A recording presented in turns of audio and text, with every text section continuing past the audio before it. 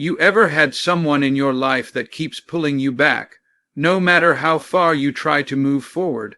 That one message, that one text can destroy weeks, sometimes months of healing.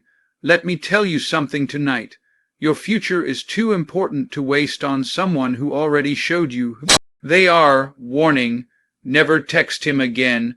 Trust me on this. You see, the first step in breaking free from a toxic cycle is to respect your own worth. Too often, we wait for other people to tell us we are valuable. We wait for a text, for a call, for someone to validate us with their attention. But here's the truth. The way you treat yourself sets the tone for how everyone else will treat you. When you decide deep in your spirit that you are worthy of love, respect, and peace, you stop chasing after the crumbs that someone else throws at you. You don't beg at a table where you were never meant to sit. Respecting your worth is not just about self-love, it's about self-protection. Because the moment you let someone play with your boundaries, they will keep pushing until you forget you had any boundaries at all. Now let's be honest. Most of us don't lose our worth overnight. It's chipped away slowly, little by little. One compromise here, one ignored red flag there, one unanswered question brushed aside. You think maybe it's just this once. You tell yourself, if I just love harder, maybe he'll change. But the truth is, every time you let someone devalue your heart, you write yourself into a smaller story, you shrink, you dim your light, and one day you wake up and realize you've been pouring into someone else so much that you've run empty. Respecting your worth means refusing to keep pouring into cups that never poured into you. Respecting your worth is not arrogance, it's not pride, it's clarity. It's knowing that your love is not cheap, your attention is not free, and your energy is not unlimited. Think about it. If you had a diamond in your hand, would you toss it to someone who didn't care if it cracked? No, you'd protect it, you'd guard it, you'd recognize its value, and yet, so many of us treat ourselves like glass instead of diamonds. We hand ourselves over to people who don't know how to hold us, and then we're surprised when we break. But you, yes, you, are the diamond, you are the prize, and until you see that, you'll keep settling for less than what you deserve. Respecting your worth also means creating boundaries and keeping them, especially with yourself. It's not enough to say, I deserve better. If you still answer every text that pulls you backward, boundaries are not for other people, they're for you. It's the line you draw in the sand that says, this is where I stop betraying myself. Because every time you text him again, knowing full well he doesn't honor your worth, you're not just breaking a rule, you're breaking your own heart. And nothing destroys self-respect faster than self-betrayal. Real growth happens the moment you stop letting your emotions dictate your actions and start letting your standards do the talking. Think about this. Why do we fight so hard to hold on to people who have already shown us they can live without us? Why do we cling to texts, to calls, to memories, as if they are proof of love, when in reality they're just echoes of what once was? Respecting your worth means understanding that love is not proven by how much pain you can endure. Love is proven by peace, by consistency, by safety. If a relationship robs you of your joy, your clarity, and your self-respect, it's not love. And when you finally respect your worth enough to walk away, you stop asking, why didn't he love me? And you start asking, why did I keep accepting less than I deserved? That's the real question that sets you free. Lastly, respecting your worth is about rewriting your story. You've been taught, by experience, by heartbreak, by disappointment, that you're only as valuable as the attention someone else gives you, but that's a lie. Your worth is not up for debate. Your worth was set the moment you were created, and it cannot be lowered by rejection, by abandonment, or by someone else's inability to see your value. You don't need his approval, his validation, or his texts to feel whole. You need you, and when you finally choose to honor yourself, when you finally say no more, that's when the cycle breaks, that's when healing begins, that's when you step into the fullness of who you were always meant to be. One of the hardest truths to accept in life is this: people don't change because you hope they will, they change only when they decide to, and the best predictor of what someone will do tomorrow is what they did yesterday. Patterns don't lie. That means if someone has been inconsistent with you, if they've left you hurt more times than you can count, if they've broken promises again and again, then you cannot build your future on their potential. You cannot build your worth on their apologies, because the pattern has already revealed the truth. The question is not whether they will hurt you again. The question is, how many more times are you willing to let it happen before you believe the pattern? It's easy to get caught in the trap of believing in words instead of actions. You tell yourself, "But he said he loves me." You replay those moments when he was sweet, when he held you, when he whispered what you wanted to hear. But understand this: anyone can say, "I love you." Anyone can say, "I'll do better." But not everyone lives it out. Words can be temporary, but patterns are permanent until proven otherwise. If his history is filled with broken promises, don't fool yourself into thinking the next promise will be different. That's not faith. That's denial. And denial will keep you trapped in cycles you were meant to break free from. Patterns show you the truth more clearly than emotions ever will. Your emotions will confuse you. They'll tell you, maybe this time will be different. They'll say, he didn't mean it. But the pattern doesn't lie. If every time you let him back in, you end up crying, feeling small, or questioning your worth, then that's not coincidence, that's the pattern. And here's the reality: if someone truly respects you, their pattern will show it. If someone truly values you, their pattern will prove it.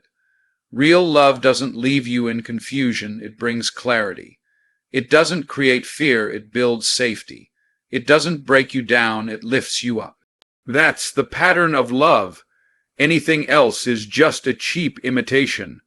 Now, let me say this: recognizing the pattern doesn't make you weak, it makes you wise.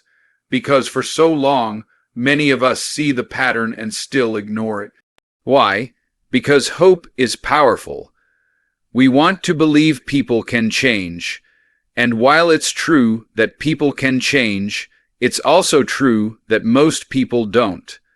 Not because they can't, but because they don't want to. Change requires sacrifice, discipline, and humility, qualities not everyone is willing to practice. So if he's shown you over and over again who he is, don't gamble your future on the possibility that he might wake up one day and become someone else. Believe the pattern. Save yourself the pain of waiting for a miracle that may never come. Every time you excuse the pattern, you train yourself to accept less. You normalize the abnormal. You start thinking it's okay to be treated as an option instead of a priority. But hear me, the longer you accept a toxic pattern, the harder it becomes to break free from it. That's why awareness is not enough. You need action. Once you see the pattern, you must choose to break it. That might mean cutting contact, deleting the number, blocking the door. It won't be easy, but neither is living in cycles of heartbreak. You either suffer the short-term pain of letting go or the long-term pain of holding on. Respect yourself enough to choose the pain that leads to freedom. Finally, understand this: patterns don't just reveal who someone is, they reveal who you are becoming. Every time you ignore a pattern, you're shaping yourself into someone who tolerates disrespect. But every time you acknowledge it and act on it, you're shaping yourself into someone who knows their value.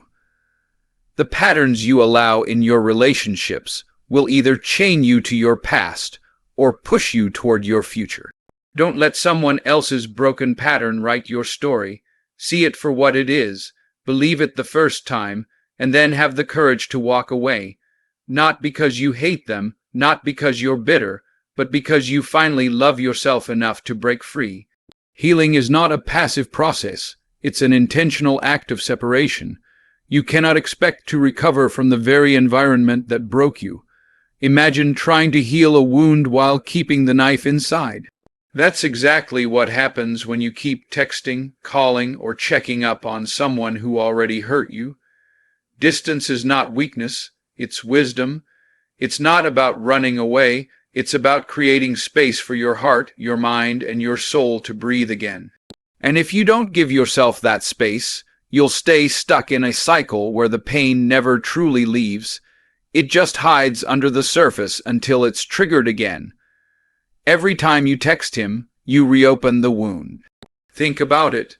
You've spent days, maybe weeks, building your strength back up, finding a rhythm again, feeling just a little lighter, and then, ding, a message, or worse, you break down and send one yourself. Suddenly, all the progress unravels, the questions return, the emotions flood back in. That one moment of weakness resets the healing clock. This is why distance is necessary. Healing requires consistency, not interruption. You can't keep ripping the stitches open and expect the wound to close. Now, some people will tell you, we can stay friends, but let me ask you, does staying friends with someone who broke your heart ever speed up your healing? No, it doesn't. It delays it. Because the truth is, you don't want friendship, you want what you lost. You want the love, the intimacy, the connection, and as long as you keep that door cracked open, you're leaving room for false hope to creep in. Distance slams the door shut. It tells your heart this chapter is finished. It's time to turn the page. Without distance, you're not healing, you're bargaining, and bargaining will keep you chained to someone who has already walked away. Healing through distance also teaches you something powerful: how to stand on your own. Many of us get addicted to the comfort of someone's presence, even when that presence is toxic. It feels easier to hold on to the familiar than to step into the unknown. But growth doesn't happen in comfort. It happens in the stretching, in the silence, in the moments when you feel lonely but still choose not to go back. Those are the moments where you rebuild yourself. Distance teaches you that you are enough, that you don't need their validation to survive. It strengthens your independence and restores your self-respect. I won't lie. Distance is uncomfortable. At first, it feels like withdrawal. You'll crave the texts, the attention, the reassurance. You'll reach for your phone 100 times, ready to break your own promise. But hear me. Discomfort is not a sign that you're doing something wrong. It's proof that you're healing. Just like a wound itches when it starts to close, your heart will ache when it starts to detach. That ache is the sign that you're breaking the cycle. That ache is proof that you're moving forward. And the longer you hold the line, the weaker the craving becomes. One day, you'll realize you don't even think about reaching out anymore. That's when you'll know you've healed. Finally, distance is not just about separation from them. It's about reconnection with yourself. When you stop chasing someone who doesn't value you, you create room to rediscover who you are. You remember your passions, your dreams, your goals. You rebuild the friendships and the family bonds you may have neglected. You invest in your own growth, and in that process, you realize something profound. Healing was never about losing them. It was about finding you. That's why distance is so powerful. It doesn't just remove what broke you, it restores what makes you whole. There's a reason you feel so drained when you keep going back to someone who doesn't value you. It's because you're fighting against your own destiny. Deep down, you know you were created for more than late night arguments, broken promises, and unanswered questions. You know there's greatness inside you, but that greatness gets suffocated every time you trade your purpose for a distraction. That relationship wasn't just about emotions, it was about delay.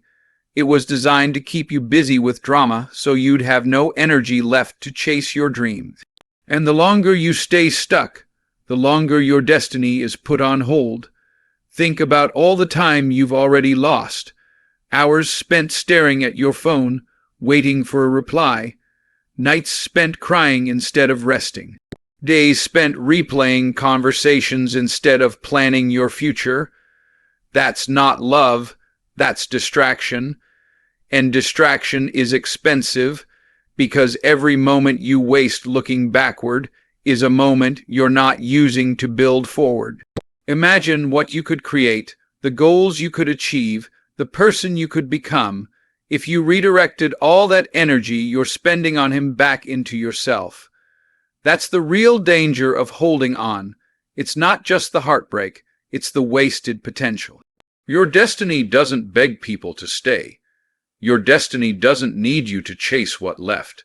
If someone walked away, it's because they were never meant to walk with you into your future. Stop fighting to keep someone who is not aligned with where you're going. You can't drag dead weight into your next chapter. Every time you try, you slow yourself down. Your destiny is calling you higher, but you can't climb while you're still holding on to someone who keeps pulling you back down. Sometimes letting go isn't rejection, it's redirection. It's God, the universe, or whatever you believe in, clearing the space so the right people, the right opportunities, and the right blessings can finally reach you. Here's the truth, distractions always feel urgent, but they're never important. That text feels urgent, that call feels urgent, the thought, what if he changes, feels urgent, but none of it is important because it doesn't move you closer to your purpose. Important things add value to your life. They build you, they stretch you, they grow you. Distractions only drain you. And the more time you spend feeding distractions, the less energy you have for the things that actually matter. That's why you feel stuck, because you've been pouring into what doesn't matter instead of planting seeds into what does. I want you to picture this. Your destiny is standing in front of you, holding out its hand. It's offering you peace, joy, success, growth, love. The real kind, the lasting kind. But instead of reaching for it, you're turned around, staring at a phone, waiting on a message from someone who already proved they don't know your worth. How long will you keep ignoring what's in front of you for someone who's behind you? How long will you keep missing opportunities because you're distracted by someone who doesn't deserve your time? At some point, you have to choose. Do you want your destiny or do you want your distraction? You can't have both. And finally, understand this. When you choose to release the distraction, you're not just losing someone. You're gaining yourself. You're gaining clarity. You're gaining strength. You're gaining freedom. And in that freedom, you'll find the courage to pursue everything that was always waiting for you. Your destiny is not small. It's not ordinary. It's not average. It's powerful. It's purposeful. It's bigger than heartbreak, bigger than rejection, bigger than any failed relationship. But you'll never step into it if you keep texting, calling, or clinging to what's behind you. Let it go, not because you don't care anymore, but because you finally care enough about yourself to walk into the future you were created for. Love is not what someone says, it's what they show. Too many people get stuck in cycles because they confuse excuses with effort. He tells you he's busy. He tells you he's stressed. He tells you he's trying, but does his behavior line up with his words? Because here's the truth. If he really wanted to make time, he would. If he really valued your heart, he wouldn't risk losing it. If he really loved you, his actions would leave no room for doubt. Love is not found in empty promises. It's proven in consistent actions. Anything less than that is not love. It's manipulation dressed up in sweet words. Excuses are easy because they cost nothing. Anyone can say, "I'll do better." Anyone can say, "I didn't mean to hurt you." But excuses don't heal the hurt. Excuses don't rebuild trust. Excuses don't put broken pieces back together. Only action does that. You know this because every time you forgave, every time you gave another chance, you were met with the same cycle. Apologies followed by the same behavior. And deep down, you knew it. You felt it in your gut. But you wanted to believe the words more than you wanted to accept the truth of the actions. That's not love. That's self-deception. Real love is not confusing. It's not inconsistent. It's not conditional. Real love shows up even when it's inconvenient. Real love sacrifices. Real love honors your time, your energy, and your trust. If you have to question where you stand, then you don't stand anywhere at all. If you have to beg for consistency, then the love was never there to begin with.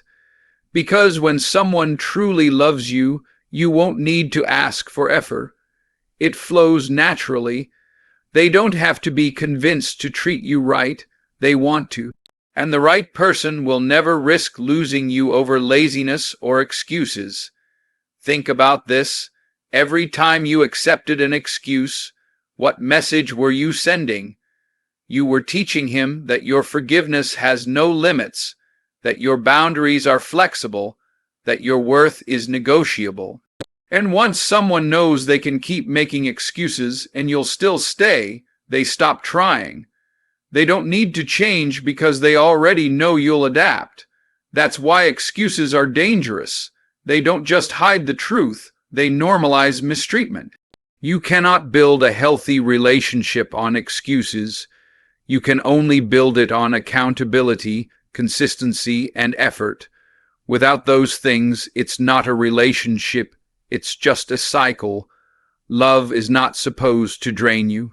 It's not supposed to make you feel like you're constantly proving your value. If the relationship feels like a battlefield where you're the only one fighting, then that's not love, it's survival. And love should never feel like survival. It should feel like safety. It should feel like home. The problem is, many of us confuse chaos with passion. We think that if it hurts, it must be real. If it's dramatic, it must be deep. But true love doesn't leave you anxious, it leaves you secure. It doesn't break you down, it builds you up. And until you believe that, you'll keep settling for excuses instead of demanding the action you deserve. So hear me clearly. Stop letting words blind you to the truth of someone's actions. If the actions don't match the words, believe the actions. If he says he loves you but consistently hurts you, believe the hurt. If he says he'll change but shows the same pattern, believe the pattern. Because love is not about promises, it's about proof. It's about waking up every day and choosing to show up, choosing to protect, choosing to honor the relationship. Anything less than that is not love, it's just a distraction. And you deserve more than excuses. You deserve action. You deserve consistency. You deserve love that's lived, not just spoken. Sometimes the most powerful thing you can say is nothing at all. Silence is not weakness. It's a declaration of strength. When you stop texting him, when you stop responding, when you stop explaining yourself over and over, you reclaim your power. Because every reply you send is energy. Every message is an investment. And if you're constantly pouring that energy into someone who doesn't value it, you're not only draining yourself, you're giving him control. But the moment you choose silence, you shift the balance. You stop feeding the cycle. You stop playing the game. Silence is not avoidance. It's a conscious choice to protect your peace. We've been taught to believe that closure comes from words, from long conversations, from one last explanation. But closure doesn't come from someone else's mouth. It comes from your decision to stop asking questions you already know the answer to. Silence is closure. Silence is the final word. Silence says, I respect myself enough to no longer argue with someone who has already shown me the truth. You don't need him to validate your pain. You don't need him to explain why he did what he did, because the explanation is already in the pattern, and the healing is already in the silence. Silence is also discipline.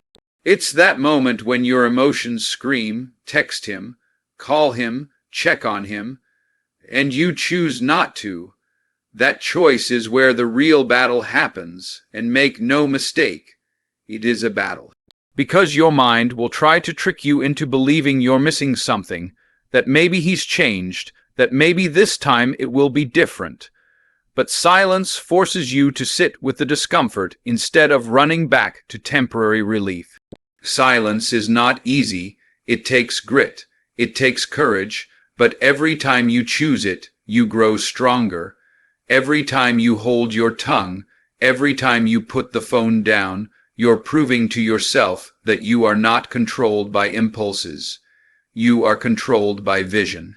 What silence really does is create space, and in that space, something powerful happens. You start hearing yourself again. You start reconnecting with your thoughts, your dreams, your identity.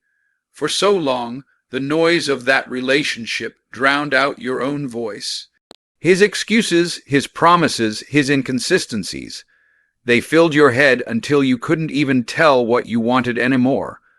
But when you go silent, you shut out the noise.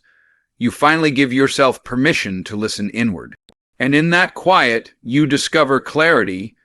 You realize that peace is worth more than attention, that healing is worth more than history, that your future is worth more than his texts. Silence is also a message in itself. Don't underestimate how loud your silence can be. When you stop responding, you show him that you are not desperate. You show him that you are not waiting. You show him that your life does not revolve around his attention. Silence communicates what words never could. I don't need you to move forward. And that message doesn't just change how he sees you. It changes how you see yourself. Because the moment you stop needing a reply, you realize you already had everything you needed inside you all along. And here's the final truth: silence is freedom. It's the moment you stop being a prisoner to your phone, your emotions, your past. It's the breaking of chains, the cutting of ties, the closing of a chapter that was never meant to last forever. Silence is not about him. It's about you. It's about reclaiming your dignity, your time, your joy. It's about stepping into a future where your energy is protected, your boundaries are respected, and your heart is safe. Silence is power because it puts you back in control. And when you choose silence, you're not just refusing to text him again. You're refusing to give away your power ever again. So let this be the warning that saves you from repeating the same cycle again. Never text him again. Not because you're bitter, not because you're weak, not because you're running away, but because you finally know your worth. You've seen the pattern. You've chosen distance. You've realized your destiny is too big for distractions. You understand that love is proven by action, not excuses. And now you've discovered the power of silence. From this moment on, Your life is no longer about begging someone else to see your value. It's about standing tall in it yourself. Your story does not end with rejection. It begins with redirection. You are not defined by who walked away. You are defined by the courage it took to stop chasing what was never meant for you. And the day you stop sending that text, the day you stop answering that call, is the day you step fully into the life you deserve. So choose yourself, choose your peace, choose your future, because the love you've been searching for doesn't start with him. It starts with you. And when you finally honor that truth, when you finally believe it deep down, you won't just stop texting him. You'll never even feel the need to again.